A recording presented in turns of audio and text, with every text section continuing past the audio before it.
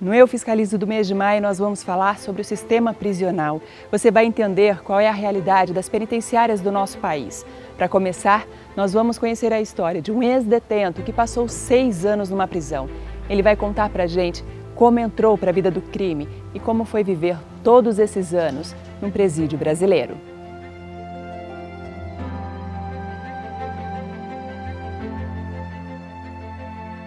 Minha casa era briga constantemente, de manhã, de tarde, de noite, tá entendendo? Por quê? Porque o velhinho, ele trabalhava, mas ele não chegava em casa com dinheiro. Porque antes dele chegar em casa, ele passava num boteco, passava num bar, e os amigos, entre aspas, bebiam o dinheiro dele todinho de cachaça. Larguei estudo, fui para o mundo do crime e pensei que as pessoas que eu estava envolvido eram meus amigos e não eram meus amigos, eram meus inimigos. Foi quando eu já tinha completado 21 anos de idade. Aí nesse meio tempo eu pratiquei alguns assaltos, pratiquei alguns roubos de carro de novo. E aí eu fui pego e fui condenado a 19 anos e 4 meses. E dessa vez eu tive que ir realmente mesmo para dentro do sistema. Cela que era para 2, 3 pessoas tinha 10, 20. Naquela época fica um ao lado do outro, até para dormir, para deitar, entendeu? Debaixo das chamadas jegas, né, que é as camas, mas debaixo das camas tem uns buracos, a pessoa deita embaixo dos buracos, deita nos corredores, entendeu? Deita perto do banheiro. E se há 15, 20 anos, quando o Fernando fazia parte das estatísticas do sistema prisional brasileiro, a situação era caótica e já se falava em superlotação, hoje o problema é ainda mais grave.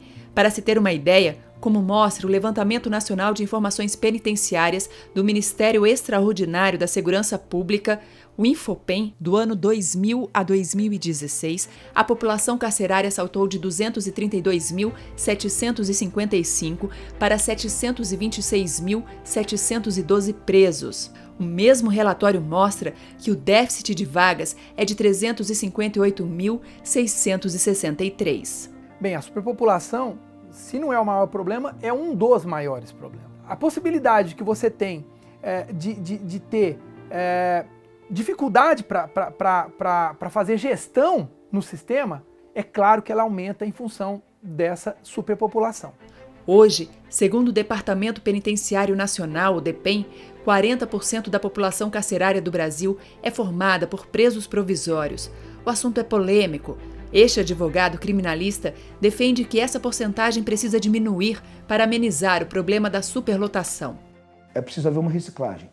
Aqueles que podem progredir, que se progrida de regime, aqueles que já cumpriram pena, que se declarem extinção e se retirem do sistema, os presos provisórios, aqueles que efetivamente alcancem o periculum libertatis, que sejam efetivamente presos ao longo de um processo, os que não alcançarem, que se apliquem medidas provisórias alternativas. Já para o Conselho Nacional de Justiça, é um equívoco tentar explicar a superlotação em função do número de presos provisórios. A grande verdade é que aproximadamente 80%, 90% dessas condenações são confirmadas, essas prisões são confirmadas em condenação.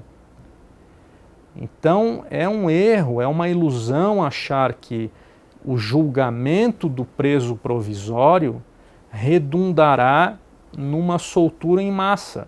Não é isso que a realidade demonstra. Para o advogado Marcos Vinícius, problemas como a superlotação são reflexos de um sistema carcerário falido. Ele explica que a lei de execução penal é eficiente, estabelece diretrizes humanitárias para o cumprimento da pena e prevê a ressocialização dos detentos. Entre outros pontos, garante trabalho e estudo para os presidiários, impõe limites de área onde os presos devem ficar alojados e quantidade de pessoas por cela. Mas, segundo ele, muitos pontos da lei não são cumpridos. A pena existe para reciclar, se pudéssemos dizer assim. Agora, direito penal e lei de execução penal, sem um sistema carcerário eficiente, com a atuação efetiva do Estado, não é capaz de alcançar o propósito. Se hoje eu sou o que eu sou, eu agradeço a Deus e agradeço a minha família, minhas irmãs, entendeu? Que me apoiaram nos momentos difíceis, entendeu?